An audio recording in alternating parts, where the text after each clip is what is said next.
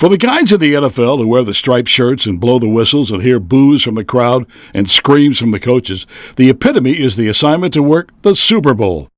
Rich Hantak reached that goal twice. Rich was an NFL official for 25 years, 15 of those as a referee, the official at the center stage of the NFL theater.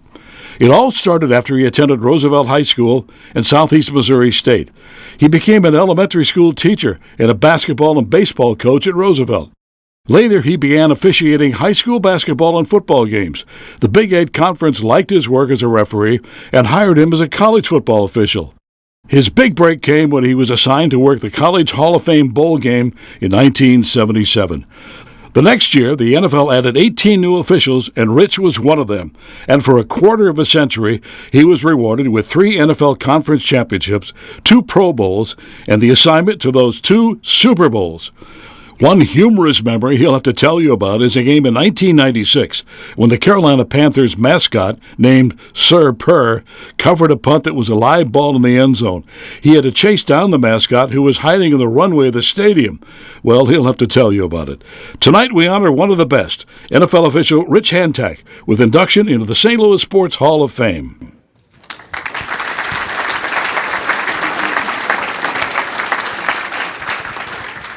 Well, first thing, Rich, since we know here after last week's Blues game and so many other games, the respect that everyone has for officials, I guess the big question is, why would anyone want to become an official? Well, there's kind of a funny story about that. Part of the vetting process to go into the NFL, we had to meet with a psychiatrist, because they were trying to establish norms of, I guess, personality and being able to work. So I had to fly to Chicago and talk to the psychiatrist. I came back, and Jack Jones, a friend of mine, a coach at Webster Groves for years, said, well, you know, what do you go through? And I said, well, you know, I had an interview with a psychiatrist, and he said, and it was after I was hired, and he said, well, you must have failed. They hired you. So, but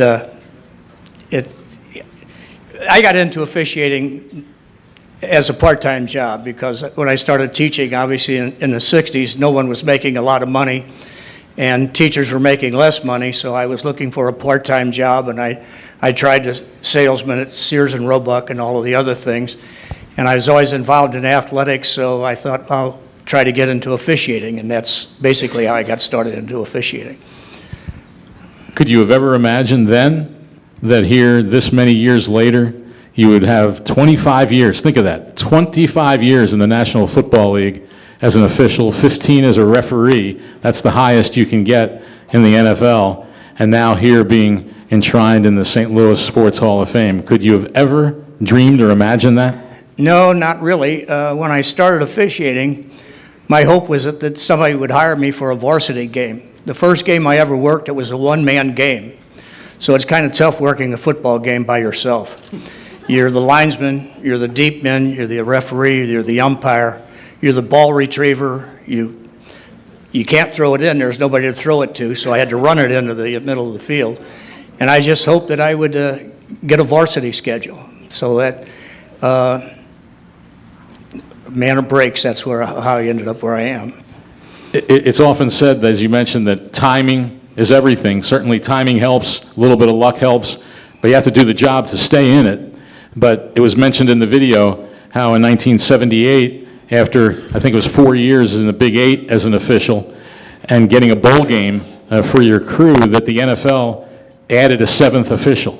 How instrumental was that, do you think, in creating that at least initial opportunity to get to the highest level of the sport? Well, when I was in the Big 8, I was working on a crew with, the rest of the crew was from Denver, and the referee knew Pat Haggerty and Bob Frederick, and he taught with them, and he kept insisting that I make an application to the NFL.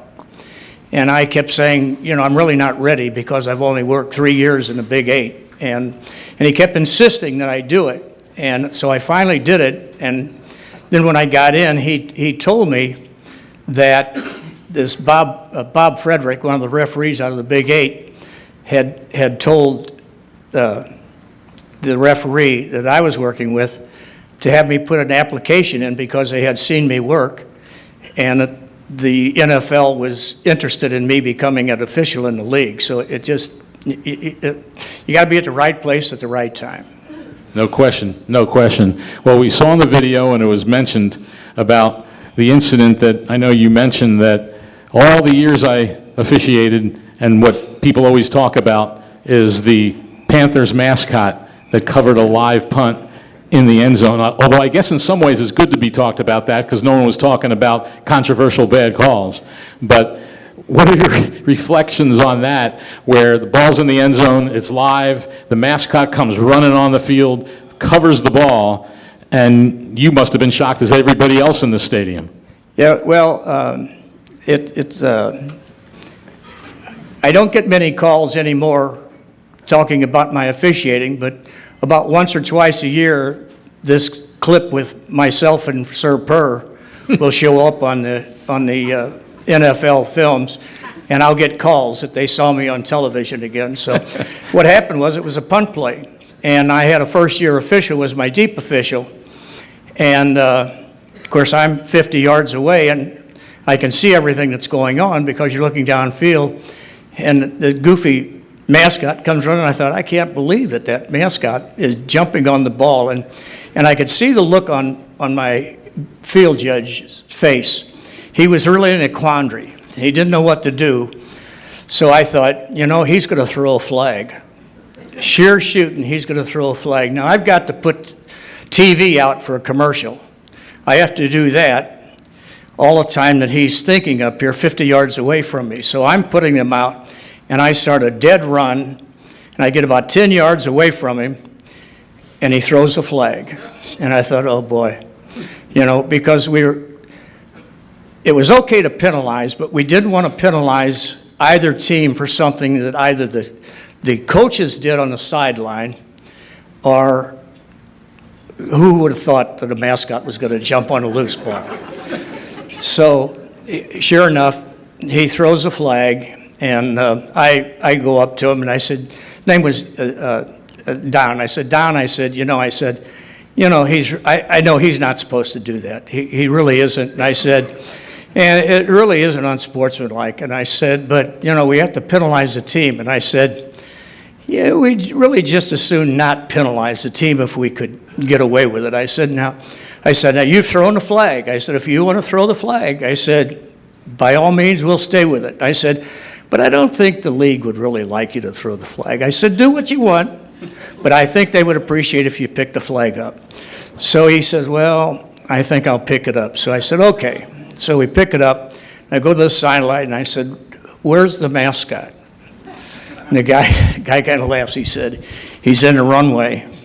So I make a mad dash because I've got 1 minute and 50 seconds before we come back live. So I got to get to him, and I tell him, boy, he can't get away from me because I've got him boxed in. And I said, don't you ever do that again. I said, if you do, I said, you'll never get in another NFL stadium the rest of your life. So I got thinking about that after the game, and Art McNally was my boss. So I called Art. If there's ever anything unusual on Sunday night or during the day, you'd call Art and tell him so he could be prepared on Monday morning when he got into the office. So I said, Art, I said, I had a little bit of a problem today, and I said, I might have overstepped my authority. And he said, well, what'd you do? And I explained it to him, what happened. He said, no. He said, you handled it perfectly. Good job.